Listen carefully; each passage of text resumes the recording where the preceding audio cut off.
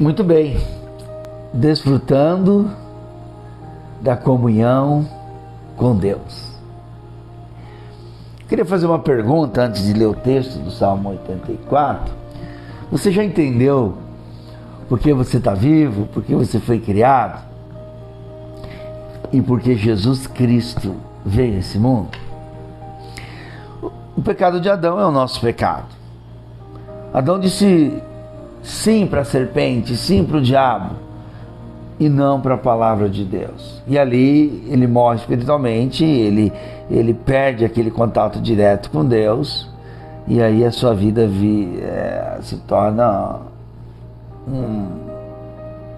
uma fonte de maldade, de sequidão, de tristeza, de medo, de loucura, de insatisfação, de conflito pessoal, conflito interno, né? Porque as pessoas, elas não só têm conflito com os outros, mas consigo mesmo.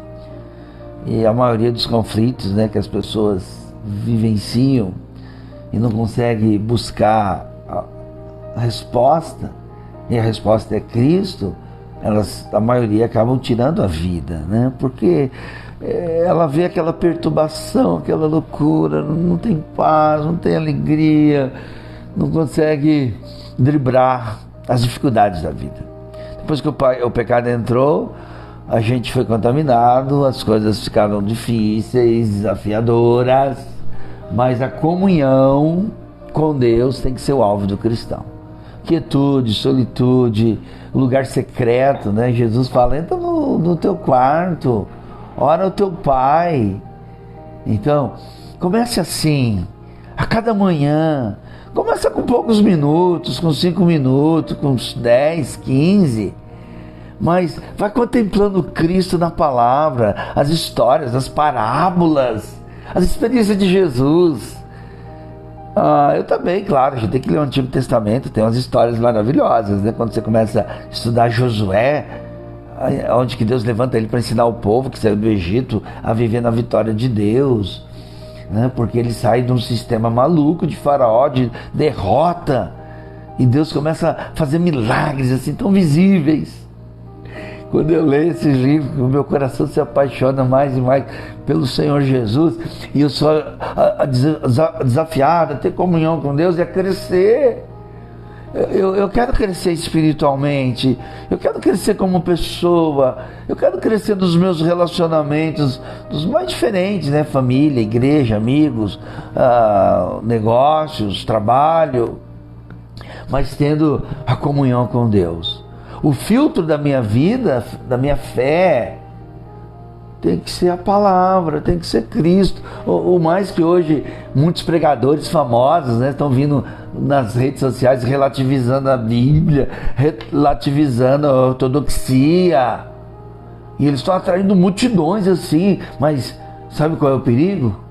Eles estão relativizando a Bíblia, essa doutrina, a palavra, o absoluto, a soberania de Deus. Cuidado com esses pregadores que estão dizendo, você é o centro de Deus. Não, o centro de Deus é Cristo, é Ele mesmo, por amor ao nome de Deus, não é por amor a nós. O mais que eu sei que a gente experimenta que Deus nos ama, e eu sei que eu sou amado de Deus, mas o Deus é o centro, é por amor a Ele que Ele me ama, por amor a Ele que Ele veio me salvar. Não é porque Ele quer fazer tudo exclusivamente para me exaltar. Não.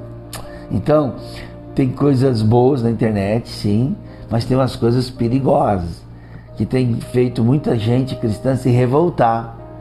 Tem gente que está jogando tudo, toda a história, toda a tradição. Eu sei que o tradicionalismo ele é perigoso e adoecedor, mas nós temos que encontrar o equilíbrio. Quanto ao equilíbrio, não seja revoltado com a tradição, não, mas não abra mão da sua vida de comunhão com Cristo.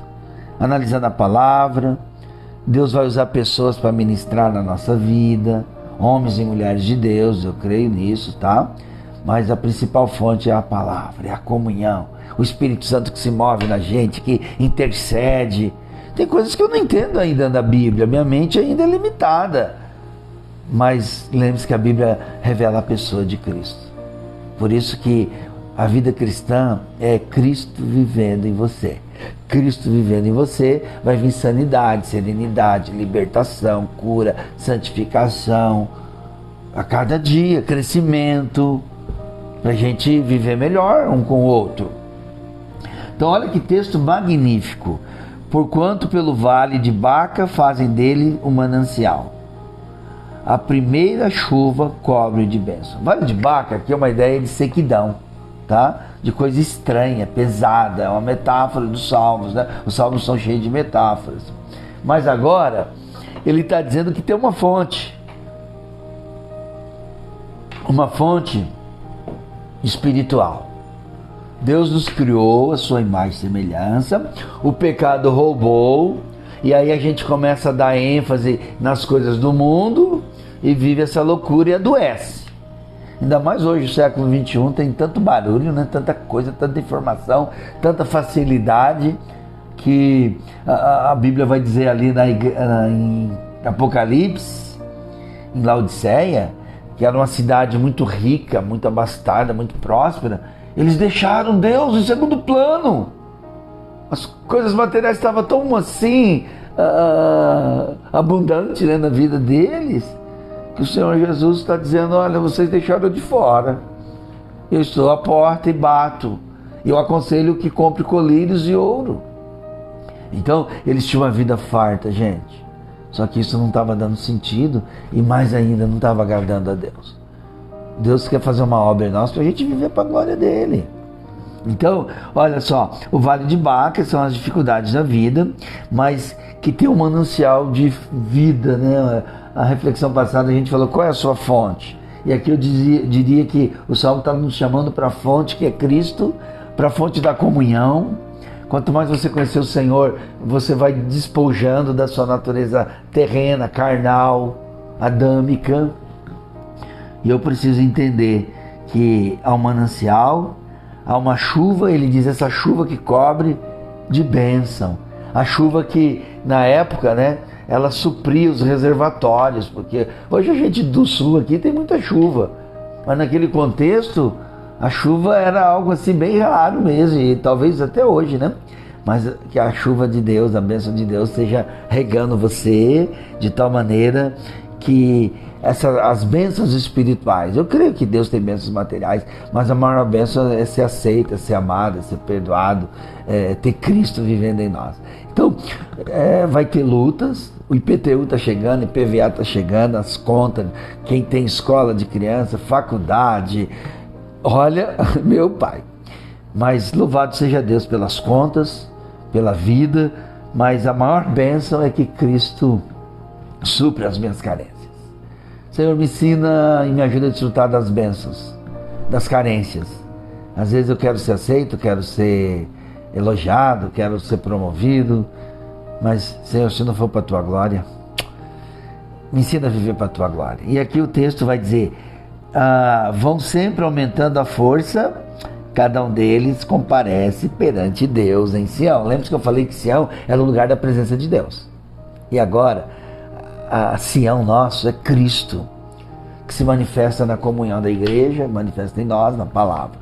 Então, olha para esse texto, deixa esse manancial da graça curar você.